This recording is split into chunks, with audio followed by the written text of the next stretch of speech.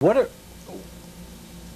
some of the other... Wasn't I saying something before we did this? Oh yeah. So you could actually conceivably come back in a different time zone. So when I say it was my last lifetime when I got poisoned with the milk, chronologically it would have been, because it happened in the 40s after World War II. I had been in the concentration camp. My name was Mordecai Kusvitz, and I lost 4 children. I lost my wife, and then I got married. I went after the war. I was the only one in the family that survived. I had a lumber mill in that lifetime in Poland, in Katowice, Poland. And I survived the war, and I went to Tahiti. And I met a girl there named Gabrielle Johannes on the island of Moorea. And she was much younger than me. I was like 53 at the time, and she was like in her early 30s.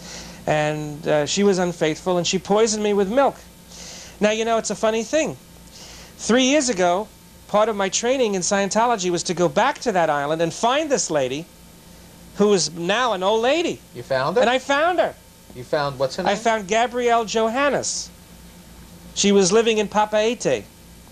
And I found her, and I confronted her with this, and I said, you're not going to believe this, but were you ever married to a Mordecai Kusvitz?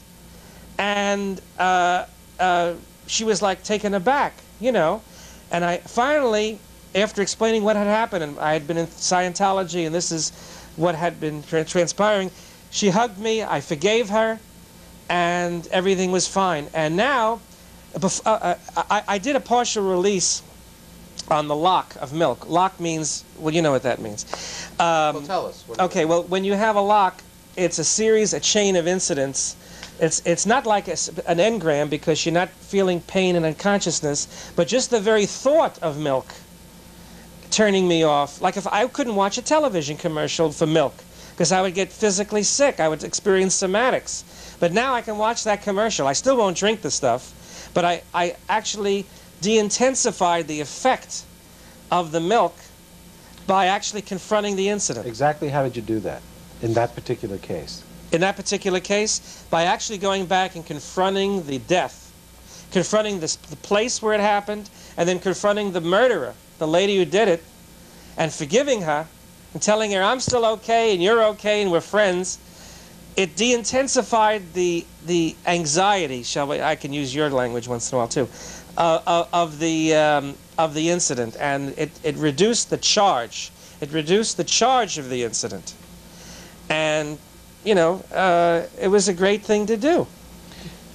It was part of my handling in Whole Track was to go back and actually locate this incident, locate the person, de-intensify the charge on the incident, and that was a major breakthrough I had in knowing with total causation that I really lived before. But there weren't a lot of things that had happened on the Whole Track you couldn't go back and actually confront in this Of course body. not, but that you do it on a gradient scale. Okay.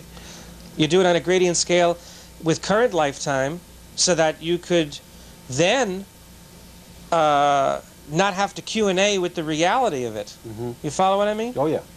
Now, but how would you de-intensify on things that had happened in past lives where you couldn't do it in this body? You exteriorize. What do you mean by that?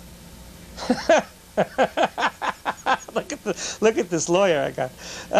You have to leave your body. You have to be outside of the body, so that you can travel through matter, energy, space, and time, location, form, and event, without the constraints, shall I say, of the physical body. Let me explain something to you about the physical body. You think you see through your eyes. You know something? Did you ever have a dream? Yes. Were your eyes open? No. Did you have pictures? Yes. What is that? It's a dream. It's a dream, but you're seeing things. You have visios. You have actual mental image pictures that you experience in your dreams. You don't need your eyes to see. If you could picture for a minute what it would be like I know, have reality, and when I'm outside of the body, I see 360 degrees around. I don't have to look with blinders. These two eyes are blinders.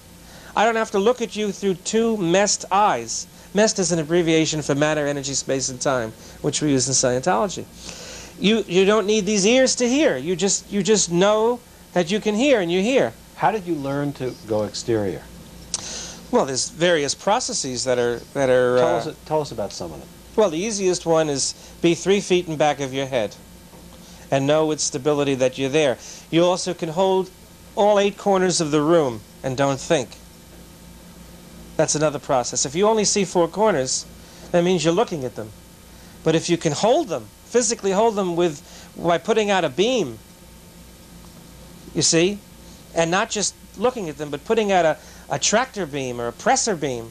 You know, there's different kinds of flows. These are different flows that you can put out. And, for example, for one situation which is very easy to do, go down to any cemetery and put out a flow to someone trapped in their dead body, and you can actually get them on their way to the Between Lives area. Some people are so bad on confronting that they think that they are still their dead body. You go to a morgue. You can go into a morgue and look at all of these slabs of people lying in these you know, in the morgue, and all you have to do is get into communication with one of them, and they'll think God's talking, or they'll think all kinds of weird things, you know. Have you ever done that? Yeah, I have. When did you do it? Oh, I did that back in '83. I went with Bonnie Mott. We went to a morgue, you know, and we actually went there under false pretenses to identify someone, because it's hard to get into a morgue telling them that you want to spring people out of their bodies. But we did this as a drill. And she and I put out a beam, and she saw this beam. Were you exterior when you did this? Yeah. You mean you weren't in your body? Well, I was in my body, but I was vacillating out back and forth. I put the beam out, and then I had to get exterior to locate the beam so that it would get to the right place, because I had problems doing this while in the body.